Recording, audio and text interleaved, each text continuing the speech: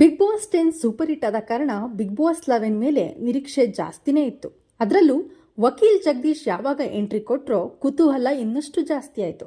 ಕಾರಣ ಇವರು ಸೋಷಿಯಲ್ ಮೀಡಿಯಾದಲ್ಲಿ ತಮ್ಮದೇ ಶೈಲಿಯ ಮೂಲಕ ವ್ಯಂಗ್ಯವಾಗಿ ಅಧಿಕಾರಿಗಳು ಮತ್ತು ರಾಜಕಾರಣಿಗಳನ್ನ ಎಕ್ಸ್ಪೋಸ್ ಮಾಡುವ ಕೆಲಸ ಮಾಡ್ತಿದ್ರು. ಹೀಗಾಗಿ ಬಿಗ್ ಬಾಸ್ ಮನೆಯಲ್ಲಿ ಅವರಿಂದ ಮನೋರಂಜನೆಯನ್ನ ನಿರೀಕ್ಷಿಸಲಾಗಿತ್ತು. ಆದರೆ ಜಗದೀಶ್ರ ಈ ಅತಿರೇಕದ ವರ್ತನೆ ಮನೆಯೊಳಗಿನ ವ್ಯಕ್ತಿಗಳ ಜೊತೆಗೆ ವೀಕ್ಷಕರಿಗೂ ಕೂಡ ಕಿರಿಕಿರಿ ಉಂಟು ಮಾಡ್ತಿದೆ.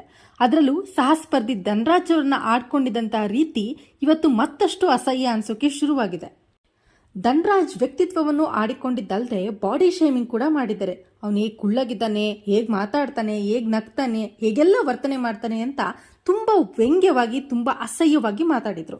ಇದು ಸಹಸ್ಪರ್ಧಿಗಳಲ್ಲೂ ಕೂಡ ಸಿಟ್ಟನ್ನ ಜಾಸ್ತಿ ಮಾಡುತ್ತೆ. ಜಗದೀಶ್ ಆಡ್ತಿದ್ದಂತ ಈ ಅತಿರೇಕದ ವರ್ತನೆ ನೋಡಿ ನೋಡಿ ಸಾಕಾದಂತ ಮಾನಸ ಸರ್ ದಯವಿಟ್ಟು ಸಾಕು ನಿಲ್ಸಿ, ಹಾಗೆಲ್ಲ ಮಾತಾಡಬೇಡಿ ಅಂದ್ರೆ ಮಾನಸ ಮಹಿಳೆ ಅನ್ನೋದನ್ನು ನೋಡದೆ ಅವ್ರನ್ನೂ ಕೂಡ ನಿಲ್ಸಕ್ಕೆ ಶುರು ಮಾಡಿದ್ರು. ಇದನ್ನೆಲ್ಲ ನೋಡ್ತಿರುವಂತ ವೀಕ್ಷಕರಿಗೆ ಕಿರಿಕಿರಿ ಉಂಟಾಗಿದಂತೂ ನಿಜ.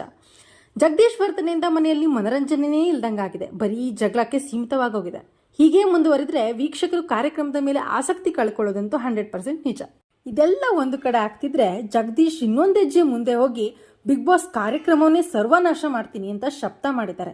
ಹೊರಗಡೆ ಹೋಗಿ ಬಿಗ್ ಬಾಸ್ ಕಾರ್ಯಕ್ರಮದ ಬಂಡವಾಳನ ಬಯಲು ಮಾಡ್ತೀನಿ, ಮುಂದಿನ ಸೀಸನ್ ಅದು ಹೇಗೆ ನಡೆಸ್ಕೊಡ್ತಿರೋ ನೋಡ್ತೀನಿ ಅಂತ ಬಿಗ್ ಬಾಸ್ಗೆ ಧಮಕಿ ಹಾಕಿದ್ದಾರೆ.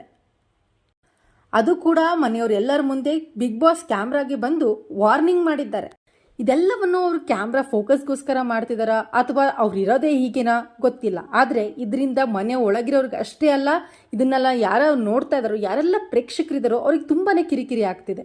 ಎಲ್ಲೋ ಒಂದು ಕಡೆ ಕ್ಯಾಮ್ರಾ ಫೋಕಸ್ ಸಿಗಬೇಕು ಅಂತ ಮಾತಾಡೋದು ಓಕೆ, ಆದರೆ ಇಡೀ ಎಪಿಸೋಡ್ ಇಡೀ ದಿನ ನಾನೇ ಕ್ಯಾಮ್ರಾ ಮುಂದೆ ಬರಬೇಕು ಅಂತ ವಿಚಿತ್ರವಾದಂಥ ವರ್ತನೆ, ವಿಚಿತ್ರವಾದಂಥ ಕಿರ್ಚಾಟ, ಏನೂ ಮಾಡದಿರುವಂಥ ಸಹಸ್ಪರ್ಧಿ ಮೇಲೆ ಸುಮ್ಮನೆ ಏಕವಚನದಲ್ಲಿ ಮಾತಾಡೋದು, ಏನೇನೋ ಮಾತಾಡೋದು, ಹುಚ್ಚುಚ್ಚಾಗಾಡೋದು, ಇದನ್ನ ಅಲ್ಲಿರೋರು ಕೂಡ ತಗೊಳಕ್ಕಾಗಲ್ಲ. ಹಾಗೆ ಮನೆಯಿಂದ ಹೊರಗಡೆ ಯಾರು ವೀಕ್ಷಕರು ಕುತ್ಕೊಂಡು ಅದನ್ನು ನೋಡ್ತಿದಾರೋ ಅವರಿಗಂತೂ ತೀರಾ ಅಸಹ್ಯ ಅನ್ಸೋಕೆ ಶುರುವಾಗಿದೆ.